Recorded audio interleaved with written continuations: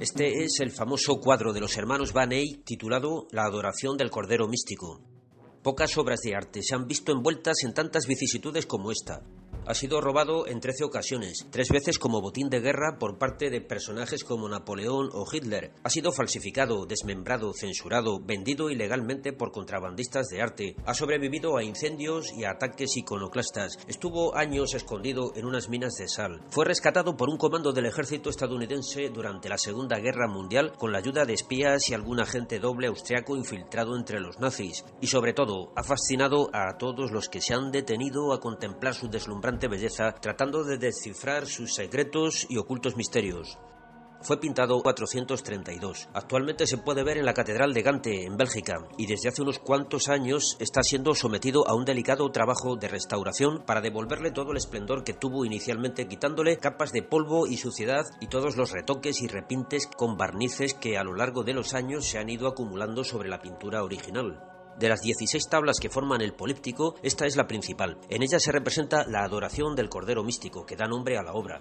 En el centro vemos precisamente un cordero de pie sobre un altar. Tiene una herida en el pecho de la que brota abundante sangre que es recogida en un cáliz. Aquí tienes la figura del cordero antes y después de la restauración. A la derecha vemos la pintura restaurada con sus colores intensos y brillantes. Vemos también que los ojos del cordero están más juntos y tienen una forma más parecida a los ojos de una persona. Parece ser que la obra original fue retocada por alguien para quitarle ese aspecto humano a la figura del cordero y hacer que se pareciera más a un animal con sus ojos redondos y separados. Por supuesto, los hermanos Van Eyck habían buscado conscientemente, al pintar el cordero, el parecido con un rostro humano, pues esta figura en la iconografía cristiana representa a Jesucristo, que en el Evangelio es denominado el Cordero de Dios, que quita el pecado del mundo, y en la liturgia de la Iglesia es invocado utilizando esas mismas palabras. Agnus Dei en latín significa Cordero de Dios, y su representación estaba en todas las iglesias románicas y góticas. Bien, vamos a analizar lo que los hermanos Van Eyck representaron en esta escena. La palabra místico se refiere a una realidad que se encuentra más allá de lo que podemos alcanzar con nuestros sentidos y que con la inteligencia solo podemos intuir sin acabar de comprender todo su misterio. ¿Cuál es la realidad mística que la Iglesia proclama al hablar de Jesucristo como Cordero de Dios? Es una realidad que trasciende la historia y de alguna manera trasciende también el tiempo y el espacio, una realidad que hace presente el pasado y el futuro simultáneamente y que entrelaza el mundo terrenal con el celestial, poniendo en contacto al hombre con Dios.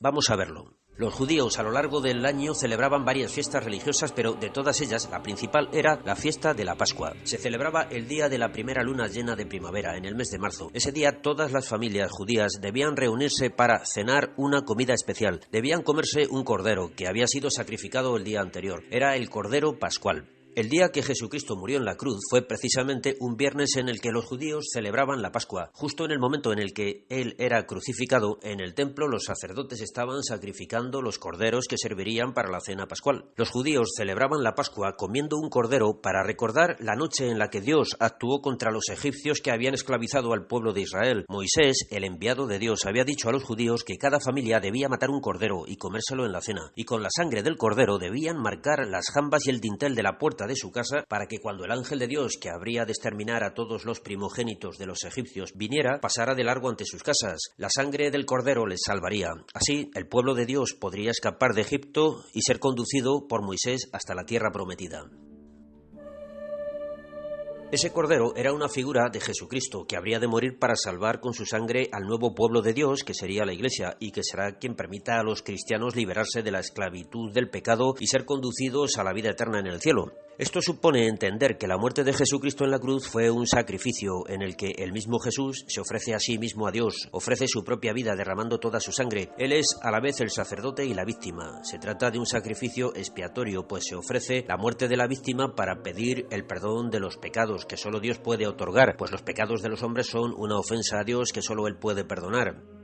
Los corderos que eran sacrificados en la fiesta de la Pascua eran una prefiguración del sacrificio de Jesucristo en la cruz. Los corderos debían ser desangrados completamente, pues los judíos solo podían comer su carne si previamente habían perdido toda la sangre. Para los judíos la sangre era como el alma o la vida. Estaba prohibido tomar la carne que contuviera algo de sangre y mucho menos consumir la sangre del animal. La separación de la carne y de la sangre significaba la muerte. Era como la separación del cuerpo y el alma. La sangre se ofrecía a Dios y la carne era consumida por el fuego o comida comida en un banquete de comunión en acción de gracias a Dios. De alguna manera, el cuerpo de Cristo en la cruz y su sangre derramada al morir representaban el cumplimiento por parte de Dios de lo que los antiguos sacrificios prefiguraban respecto al perdón de los pecados por parte de Dios. Este sacrificio fue anticipado por el propio Jesucristo el día antes de morir en la cena que celebró con sus apóstoles. En esa cena tomó el pan que tenía sobre la mesa y dijo: «Esto es mi cuerpo», y lo mismo hizo con el vino diciendo: «Esta es mi sangre». Su cuerpo y su sangre separados significaban su muerte que se ofrece a Dios por el perdón de los pecados. Lo que hacía era adelantar en el tiempo el sacrificio de su muerte en la cruz. Estaba trayendo al presente algo que habría de ocurrir en el futuro. Además, pidió a sus apóstoles que hicieran eso mismo en memoria suya, y eso es precisamente lo que los sacerdotes hacen en la misa. Convierten el pan y el vino que se han ofrecido sobre el altar en el cuerpo y la sangre de Cristo. Es decir, hacen presente el mismo sacrificio de Jesucristo en la cruz. Traen al tiempo presente algo que ocurrió en el pasado, y esto ocurre en todos los altares de todas las iglesias de todos los lugares del mundo donde se celebra la misa. Es decir, que de alguna manera se están traspasando los límites del espacio y tiempo a los que la realidad está sometida, porque es Dios el que está actuando en este sacrificio. El sacerdote en la misa muestra a los fieles el cuerpo y la sangre de Cristo diciendo: «Este es el Cordero de Dios que quita los pecados del mundo». Dios es aquel que tiene poder sobre la materia, el espacio y el tiempo. Los que reciben el cuerpo y la sangre de Cristo participando de la misa pasan a formar parte del nuevo pueblo de Dios. Son los santos y los mártires que aparecen representados en este cuadro adorando al Cordero místico que se encuentra al altar derramando su sangre. Junto a él aparecen los ángeles y el Espíritu Santo. Esta escena está representando la visión del cielo que el apóstol San Juan relata en el último libro de la Biblia, el Apocalipsis. En él se describe que en el cielo los ángeles y los santos dan gloria a Dios adorando a Jesucristo, que se presenta con las señales de su muerte en su cuerpo resucitado. También en el Apocalipsis se anuncia que el mundo será destruido y Dios creará una nueva tierra y unos nuevos cielos para su pueblo, en donde con sus cuerpos resucitados podrán gozar de la vida eterna, libres del poder del demonio. Es ese nuevo mundo que Dios promete para el final de los tiempos, tras la resurrección de los muertos y el juicio final. Y en ese nuevo paraíso que Dios ofrecerá a los hombres, la luz que les ilumine será la luz que surge del Cordero. Así está escrito en el Apocalipsis, y así está representado en esta obra maestra de los hermanos Van Eyck, en la que vemos también la fuente de la eterna juventud que desde el centro del paraíso riega con sus aguas vivas todos los árboles que en ese paraíso darán fruto 12 veces al año. La inscripción que aparece en la base de la fuente dice así: «Esta es la fuente del agua de la vida que procede del trono de Dios. Todos sus frutos serán comestibles, porque todos los árboles serán de la especie del árbol de la vida, y nada habrá allí que pueda hacer daño a los hombres». En el primer libro de la Biblia se relata la historia del paraíso perdido por Adán y Eva, y en el último libro se describe el paraíso prometido a los hombres por aquel que es Alfa y Omega, principio y fin de todas las cosas, aquel que en 7 días creó el mundo, en 7 días redimió el mundo, la Semana Santa que termina con la pasión y muerte de Cristo, y en 7 días renovó el mundo creando unos nuevos cielos y una nueva tierra, como se relata en el Apocalipsis.